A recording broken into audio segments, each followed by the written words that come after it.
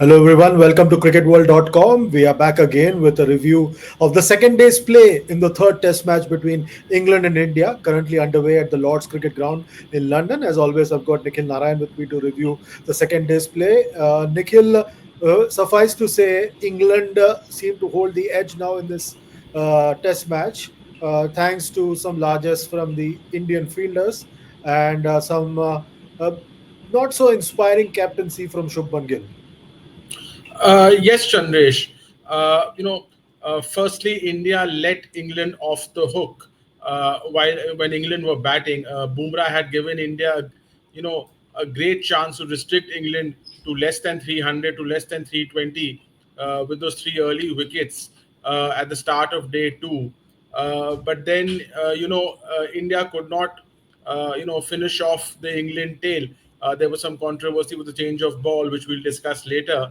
But overall, England tail wagged and they scored 387, which is a almost a match-winning score on this Lord's wicket. Although the wicket is a bit slower than the traditional Lord's wicket, but India overall ending the day at 145 for three. I think it's advantage England because they got the big wicket of Shubman Gill, who was in sublime form in this series, already two hundreds, one double hundred. That wicket of Shubman Gill tilted the match in England's favour slightly, Chandresh.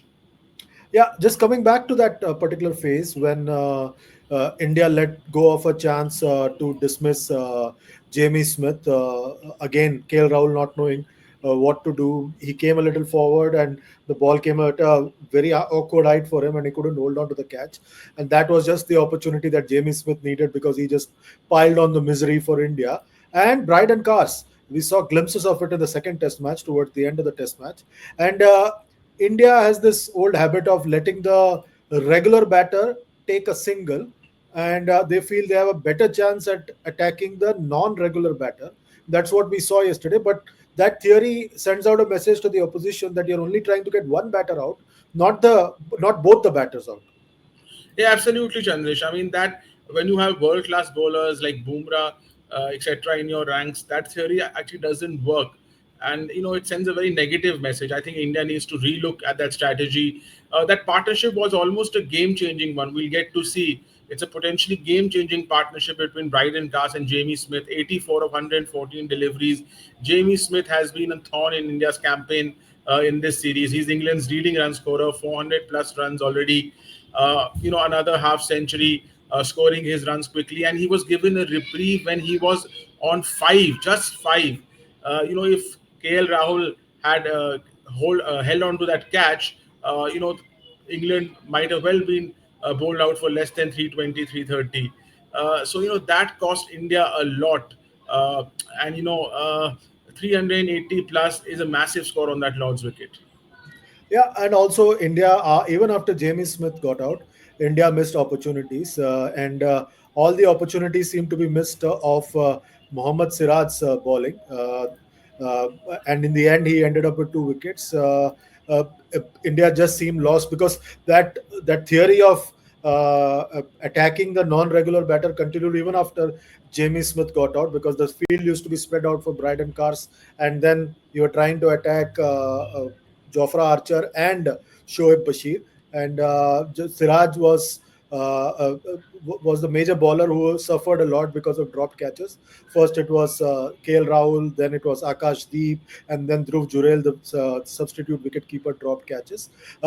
When India started batting after they finally bowled out England for 387, Jofra Archer was bowling at breakneck speed, and in the very second over of the innings, you saw Yashasvi Jaiswal falling to Jofra Archer. And you could see that the extra yards of speed that Archer possesses really made a difference. Absolutely. India started off brilliantly with Jaiswal, scoring 13 runs, showing a lot of intent, a flurry of boundaries in the first over itself. But as soon as Jofra Archer came back, his first over after injury, and what a comeback. The ball seemed away, it moved away from Jaiswal, caught the edge. That was a big moment in the match. And KL Rahul and Karun Nair looked good actually. Some old fashioned nutritional cricket. Nair again, an attractive 40, but then he was, Joe Root took a blinder at slip, and that one-handed diving catch, which actually gave him the record for most catches in Test cricket, eclipsing Rahul Dravid. So Karun Nair a bit unlucky to get out to such a one of the best one-handed diving catches you'll see. Uh, Gill's wicket for me was could be the potential turning point in the match, and it was brilliantly planned by England. Chris Wokes realized that Shubman Gill, bats outside the crease, 1 meter outside the crease to him to negate the swing and seam. So he, asked the wicket keeper, to stand up, and he started bowling off a shorter run up, bowling seam up. The ball, Shubman Gill in the crease, the ball did a bit, but he could not negate the swing, took the edge, and that was the end of Shubman Gill. So brilliantly planned by Ben Stokes and Chris Wokes at dismissal of Shubman Gill. They realized there was a sort of weakness there, and kudos to them. But Shubman Gill is a massive wicket. Yeah, and then towards the end, KL Rahul came up with his half century. He held the innings together, and in the company of vice captain Rishabh Pant, he carried India to 145 for three. India are still 242 runs adrift from England's total of 387. So there's still some work to do for India. Today, the first two sessions, as in the third day's play, the first two sessions are going to be very crucial in this test match because if India bats out the two sessions, then you might see some changes in the order of their test match. Otherwise, it's going to be very difficult for India to make a comeback in this test match. But I just want to go back to that topic about the ball change. The ball was doing quite well early on second day. India picked up three quick wickets, but then I think that the Indian team got distracted, and Shubman Gill in his misplaced bravado sort of got involved in a scrap with the umpires, which was not quite necessary, and that sort of distracted the whole lineup over there on the field. Absolutely, Chandresh. India were a bit aggrieved because the ball was changed, and they got three wickets with the second new ball. But when the ball was changed, it clearly wasn't doing much. The average swing. There was an interesting stat. The average swing went down in the next 10 overs compared to the previous 10 from 1.87 degrees to 0.86. So that was a significant change when the ball was changed by the umpires. India was clearly not happy. They got distracted. A lot of animated conversation, a lot of controversy. Siraj was, also, not keeping his, he also sort of gave up, expressed his views.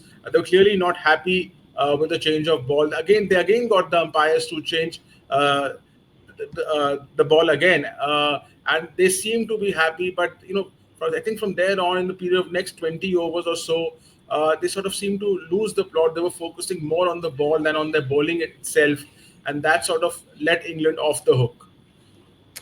How do you see the third day's play progressing in this test match? It could well be the deciding day of this test match.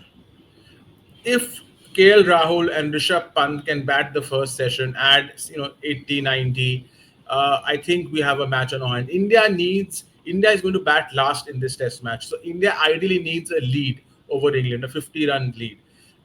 If not, they at least need to score 320 plus. They cannot give England more than a 50-run lead. So I think that first session, if KL Rahul and Rishabh Pant, can maybe 80 or 90 runs without losing a wicket, I think then India is in the game. Then we are at par. If that does not happen, England get a 100 plus run lead. England would be all over India, Chandresh.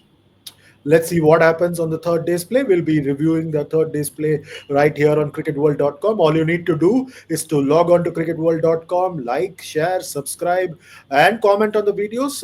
Both Nikhil and I will take that into consideration while we are reviewing the third day's play. That's it for today. It's goodbye and God bless from Nikhil and myself. You take very good care of yourself and keep logging on to cricketworld.com.